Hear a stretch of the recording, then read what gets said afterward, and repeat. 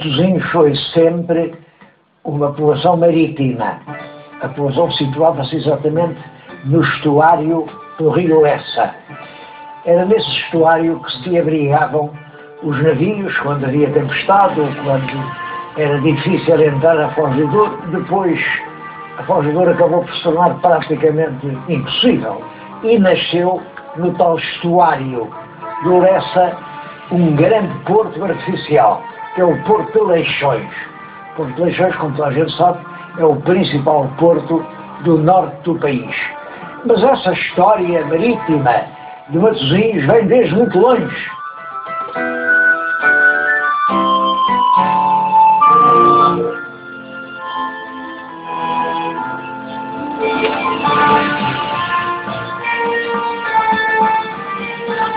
Estes muros são construções romanas feitas dentro do castro. Até ao cimo desta montanha há 3 muralhas, portanto, um castro pré-histórico que os romanos depois ocuparam. Na época romana, tudo isto é um areal e é possível navegar até aos muros do castro. Tudo isto é mar ou areia. No meio do rio há o castro do Padrão, quer dizer, o rio é uma espécie de medula da terra da Maia. São estas águas que tornam as terras extremamente férteis. Cria-se aqui muito gado, sobretudo gado vacum, e é com esse gado que se abastecem as frotas que passam para o sul. Isso vai fixando aqui populações de agricultores, populações de mercadores, muitos judeus, e nascem assim 2 povoados, bem, que hoje são gêmeos, mas que durante muito tempo foram populações rivais. Lessa, do lado norte do rio, e Matosinhos, do lado sul.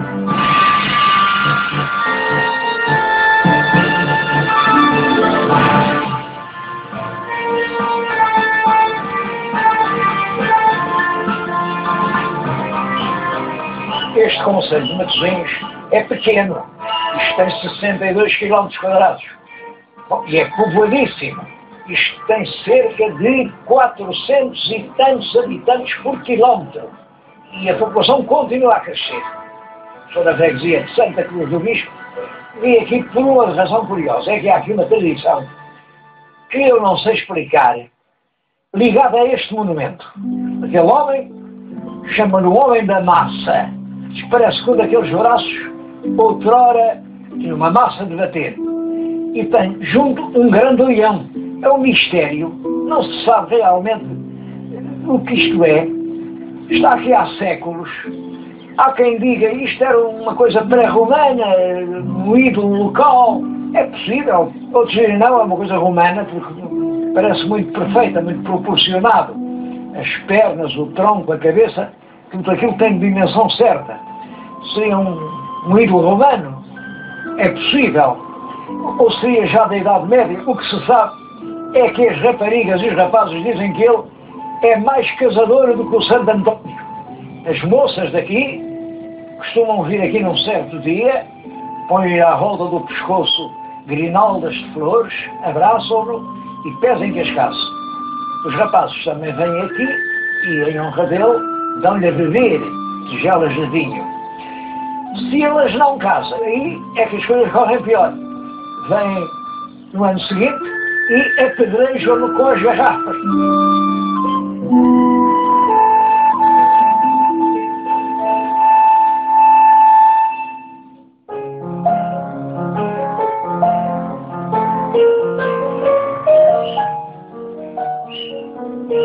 É um retrato de um dos maiores poetas portugueses de todos os tempos.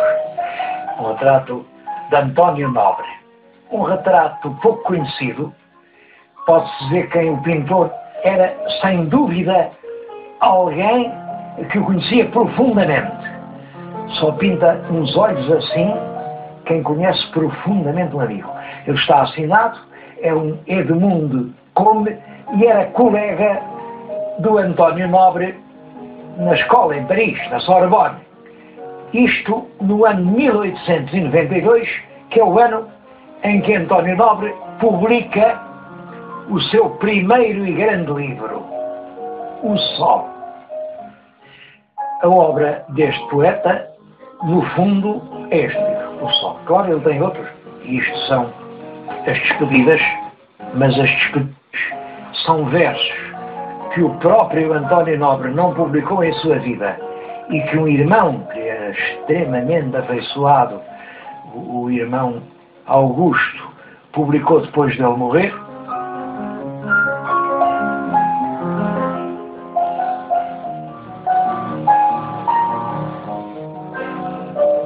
Queria falar-lhes num livro notável, que é uma fotobiografia da autoria do escritor Mário Cláudio. Tem inúmeros retratos de António Nobre, desde este, que é um belo retrato, dos últimos anos de vida, mas há muitos outros, e desde a infância, pequenino, com os pais, até aos seus longos exílios em Paris, na Suíça, na Ilha da Madeira, as suas viagens, tudo isso está aqui documentado de uma forma que é uma poderosa e comovente evocação da vida de um poeta.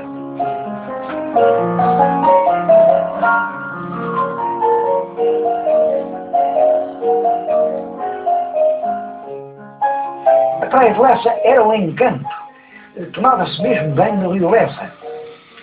Vinham ingleses e inglesinhas bonitas, e o António Nobre amava este lugar mais do que qualquer outro. Ele chega a escrever que foi Lessa, foi toda esta beleza que lhe modelou a alma.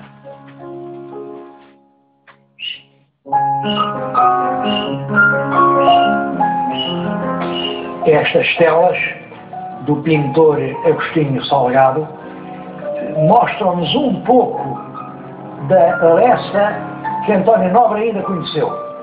Foi por aqui que ele teve as suas primeiras namoradas, ele deixa-nos isso escrito nas suas cartas.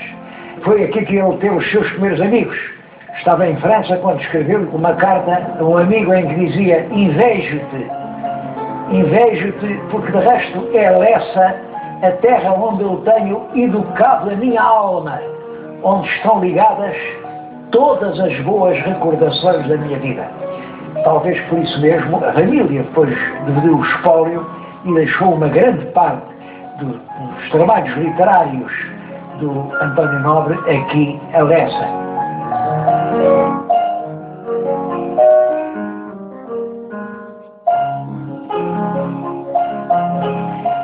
Lá em Paris, efetivamente, concluiu a licenciatura. Isso deixou muitos ecos na sua obra, que ele vive lá morto de saudades. Há um poema famoso, o Lusitânia do Bairro Latino. São as saudades que ele tem de Portugal e em especial aqui de Lessa, desta gente, dos nomes destes pescadores, destes pinhais, destes caminhos, destas namoradas, e volta a Portugal com a licenciatura feita, mas ele já nessa altura estava doente. Tinha contraído durante os anos de Paris uma tuberculose pulmonar que se vai agravando constantemente.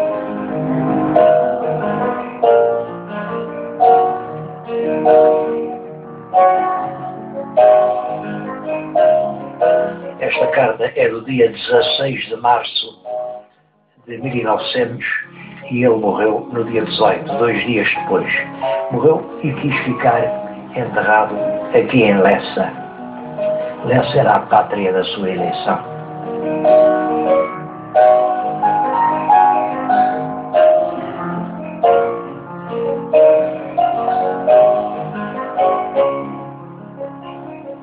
A memória de Nobre ficou extremamente ligada aqui à região de Lessa, de Matosinhos.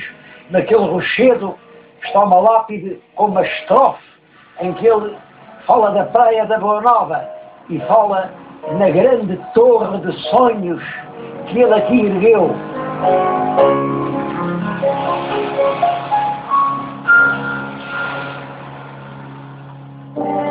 O momento histórico mais importante aqui de todo o concelho de Matosinhos é claro que é o mosteiro de Lessa do Balio.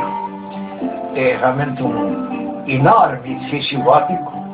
Foi construído no reinado do rei Dom Dinis por um Balio, que era, portanto, um diretor da Ordem dos Cavaleiros de São João de Jerusalém, também chamados os Hospitalários. Aqui, por exemplo, sabe-se que os peregrinos que iam para Santiago de Compostela encontravam aqui abrigo, sítio para dormir. Sabe-se também que os reis de Portugal paravam por aqui. Ficou célebre o episódio do casamento do rei Dom Fernando. O rei Dom Fernando quis casar em Lisboa com Dona Leonor Teles. Bom, tinha um pequeno defeito, é que já estava casada e o marido estava vivo, estava em Portugal. O povo de Lisboa não concordou, juntou-se em São Domingos e queriam obrigar o rei a desdizer, mas o rei, assim de madrugada, escapuliu-se com a Dona Leonor, veio fechar-se aqui e aqui fez-se com toda a pompa a cerimónia do casamento.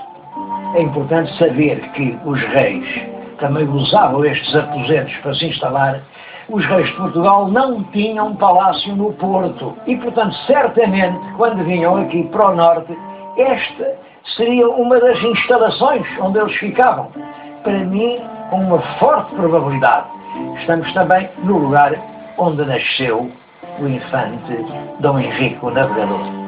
Poucos tempos em Portugal com esta grandeza, mas junto da igreja está uma torre.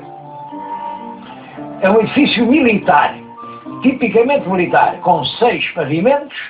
É uma torre para a guerra. E a gente sabe que isto foi feito no primeiro quartel do século XIV, 1300 e tal. Qual guerra?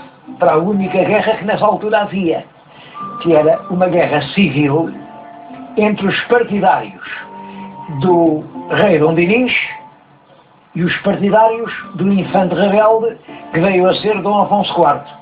Isso é contado geralmente na nossa história como um mau filho que se revoltou contra o pai, mas também o pai não era grande pai porque queria substituir o filho por um filho bastardo, que era o Dom Afonso Sanches, parece que tinha mais qualidades. É uma maneira de ignorar a verdade. De facto, com o infante rebelde estavam as vilas, estavam o país popular. Com o rei estavam os senhores dos castelos. Então, e porquê é que o rei manda fazer? Isto, no fundo, é um castelo aqui, quando não havia outra guerra. Isto é uma instalação em frente do Porto. O Porto era uma força popular, onde não havia lugar para o rei.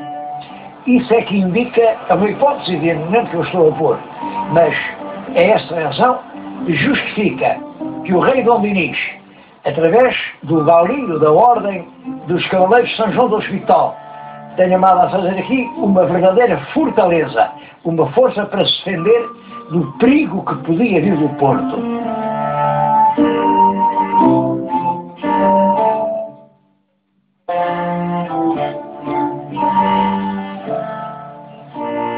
No século XIX, Leixões era este areal, aqui à frente o Rio Lessa e uma grande tira de areia, e além o Atlântico.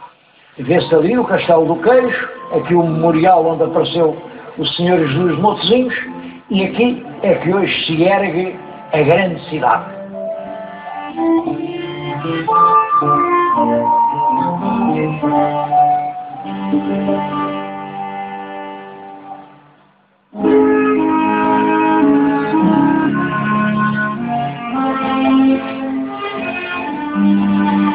Agora estou a falar da sede da Santa Casa da Misericórdia, que mantém um museu cheio de lembranças de marítimos. Um museu de uma fragata muito perfeito, que foi construído pelos seus tripulantes, um navio de 24 canhões, a Lusitânia, que se deve ter livrado de alguma grande tempestade para os seus tripulantes se darem ao trabalho de fazerem o navio e ofereceram-no aqui ao Senhor Jesus de Matosinhos, a quem eles atribuíam a salvação. Este navio era de guerra, mas há aí outros que são mercantes, navios mercantes.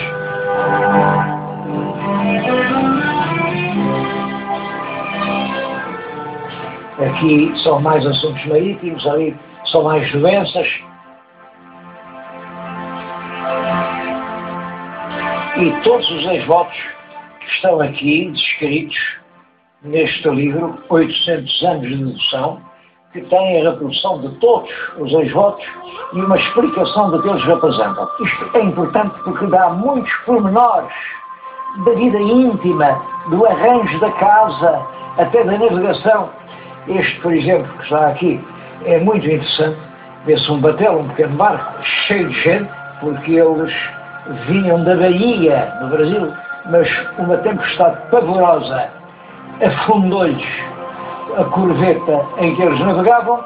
Eles rezaram ao Senhor de Matosinhos, apareceu logo ali uma nau que os salvou. Este daqui era também navio, que vinha em direção a Portugal, mas uma tempestade partiu dos mastros e o navio ficou raso. Pois, apesar disso, eles conseguiram navegar e chegar até Bom Porto. Este também é muito engraçado, porque este já mistura a doença com a maninha. Como vê, um barco maravilhoso. Vai carregadinho de pipas do vinho do Porto. Está ali o dono do barco, está bem travado, lá estão os médicos não conseguem nada. Então ele fez uma promessa ao Senhor Jesus Matosinhos que lhe daria o valor do seu barco Ravelo completamente carregadinho de pipas, se Nosso Senhor o salvasse. Então, e salvou. E lá vai o barco Ravelo, carregado de pipas, a agradecer a promessa.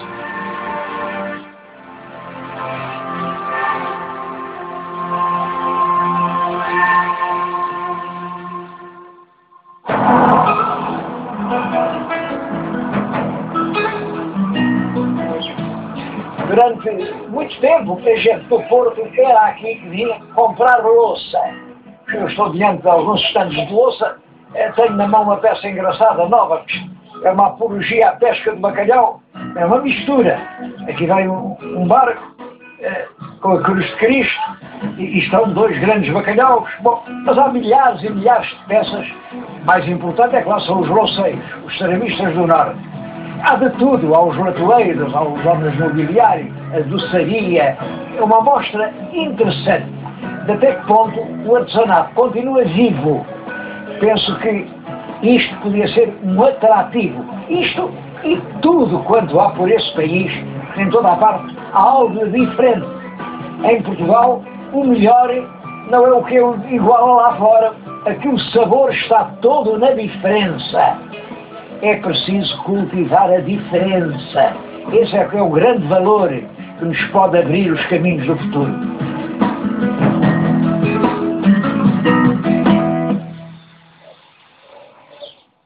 Eu penso que este santuário de Matosinhos está construído com 300 anos de piedade dos imigrantes.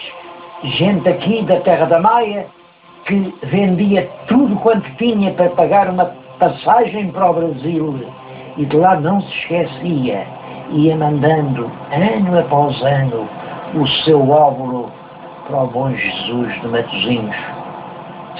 Esta fachada atribuída ao Nasoni é do século XVIII, ainda lá há coisas do século XIX, mas vale a pena entrar. Até à Capela Mor, que é um dos momentos mais altos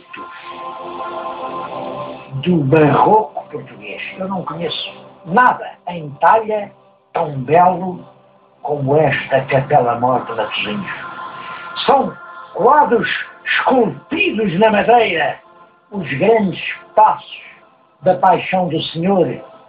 Além, é a última ceia, de maneira original.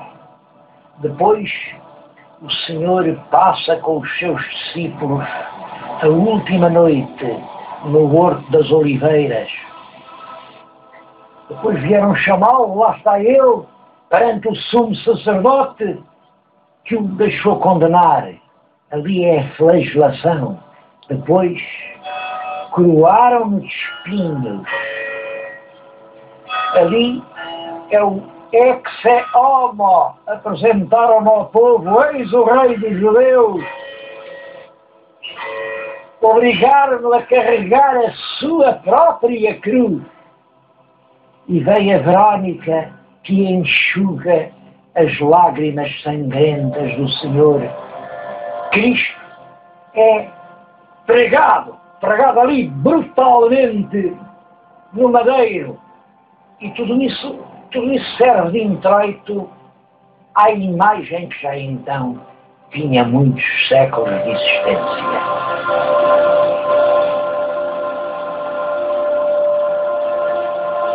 A história desta imagem é de facto muito curiosa. Não há dúvida de que é uma escultura medieval.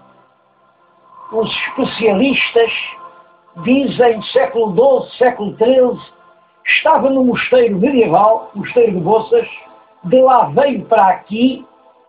Mais curiosa ainda que a história é a lenda. Porque, e essa lenda está um bocado na origem do enorme sucesso da imagem. Diz que quando que até era judeu, retirou-se e com aquela imagem patética de Cristo agonizante na cruz, passou o resto da vida a fazer estátuas de Cristo em tamanho natural, exatamente como ele o tinha visto. E tentava dar à face exatamente aquela expressão de angústia e espanto com que o viu a expirar na cruz. Fez a primeira, mas achou que não ficou bem, deitou ao mar. Deitou 4 imagens ao mar. Uma está lá na Síria, outra foi dar à Itália, onde é muito venerada, outra entrou pela Galiza Verde, mas a melhor de todas, a que estava mais parecida, a primeira que ele fez, veio aportar à foz do rio Lessa. Os frades, quando ela foi encontrada, levaram-na para o convento, senão vinha sem um braço, mas 50 anos depois o braço também apareceu. Portanto, a imagem seria nem mais nem menos que o retrato do próprio Cristo, visto por alguém que o viu agonizar na cruz.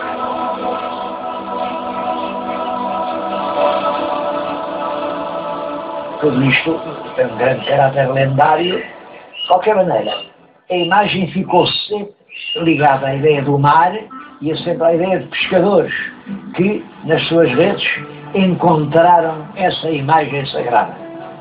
Isto foi um pretexto que eu arranjei para vir aqui a este concelho de Matosinhos, que é um dos concelhos mais progressivos do norte de Portugal. Temos andado por lugares onde, por vezes, a vida parece que está a murchar. Aqui não. Isto é uma grande cidade que está a crescer.